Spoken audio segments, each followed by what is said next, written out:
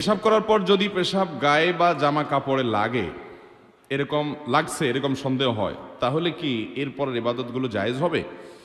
দেখেন, পেশাব করার পর সুইয়ের আগায় যে পরিমাণ পানি থাকে, সুই আছে না, সুইয়ের মাথায় যেরকম পানি থাকে ওইরকম ছোট ছোট ছিটা আসে না কিছু, এগুলো যদি আসে 2-4-5টা বা এরকম ছিটা যদি আসে আপনার কাপড়ের শরীরে, নাপাক হবে না। এটার কারণে নাপাক, এটার কারণে অহেতুক পেরেশান হবে না। তবে এগুলোর যেন না আসে তার জন্য সতর্ক থাকতে হবে, কারণ ফাইন্না আম্মাতা আযাবিল কবরি মিনহু, নবী সাল্লাল্লাহু আলাইহি সাল্লাম বলেছেন ইস্তানজিহু মিনাল বাউল, পেশাব থেকে তোমরা বেঁচে থাকবা, সতর্ক থাকবা, কারণ বেশিরভাগ কবরের আযাব পেশাব থেকে অসতর্ক থাকার কারণে এবং চগলখুরি একজনের কাছে আরেকজনের কাছে লাগানোর জন্য, সবার কাছে যায় ভালো থাকে পিছনে বদনামি করে, এই চরিত্রের কারণে আর এই পেশাব থেকে অপবিত্র থাকার কারণে বেশিরভাগ কবরের আযাব হয়। এই জন্য পেশাবের ফোঁটা থেকে বাঁচে থাকার চেষ্টা করবেন।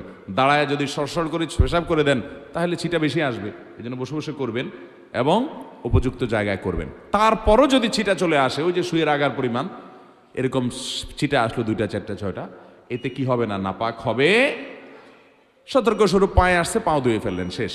আর কাপড় লাগলে কাপড় নাপাক হবে না এত অল্প পেশাব লাগলে, কারণ এটা থেকে একেবারে এইরকম সুই পরিমাণও লাগবে না, এটা থেকে বাঁচা সম্ভব না, যার কারণে এটুকু মাফ। শুধু সেটা নয়, অনেক সময় দেখবেন টয়লেটে বসলে মাছি আসে, মাছি যে একবার ওই নাপাক জায়গায় বসে আবার আপনার শরীরে এসে বসে, এর কারণেও শরীর বা কাপড় নাপাক হবে, কারণ ওই মাছির গায়ে বা তার পায়ে এত কম নাপাক লাগে যে ওইটা কোনো কাউন্ট করে গণনা করা কঠিন, যার কারণে সেটা মাফ, এটা লাগলে অসুবিধা হবে না।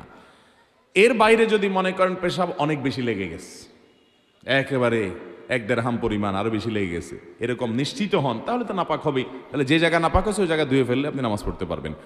আবার অনেকের আছে লাগে নাই কিন্তু তার সন্দেহ হয়েছে, যেমন প্রশ্ন যিনি করছেন উনি, অনেকের আছে এটাকে বলা হয় সূচিবায়ুর রোগী, আছে না এই রোগ, যে লাগছে মনে হয়, এই মনে হয় দিয়া নাপাক হবে না, এই মনে হয় কোনো বেল নাই, এটার পাত্তা দেওয়া যাবে না। এরকম সন্দেহ রোগের কারণে অনেকে দেখবেন অজু করতে আধা ঘন্টা সময় লাগে, আছে না নাই,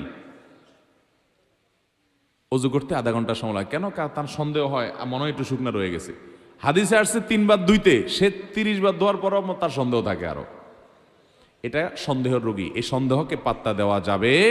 আপনি 3 বার ধুইবেন, ডলবেন, এরপরে যদি আপনার মনে বলে যে মনে হয় শুকনা রয়ে গেছে, ওরে বলবেন তুই দূর হ, আমি হাদিস অনুযায়ী 3 বার ধুইছি, অতএব আল্লাহর সাথে আমি বুঝুম, যা, কোনো টেনশন নাই, টেনশন করবেন না। এই অতিরিক্ত টেনশন করতে অনেকে অজু করতে করতে নামাজ শেষ হয়ে যায়, জামাত শেষ হয়ে যায় 1 রাকাত 2 রাকাত, আছে না নাই?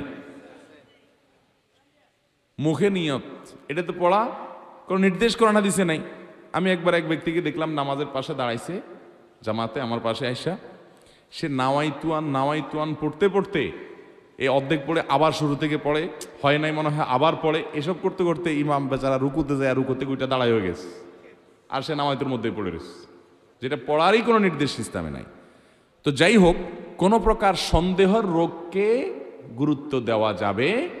হ্যাঁ, আপনার প্রায় এরকম হয় না, হঠাৎ করে মনে হচ্ছে পেশা ভিজা এবং কাপড়টা মনে পড়ে গেছে, সন্দেহ হচ্ছে, তাহলে ওটাকে ধুয়ে ফেলান, বাস, শেষ।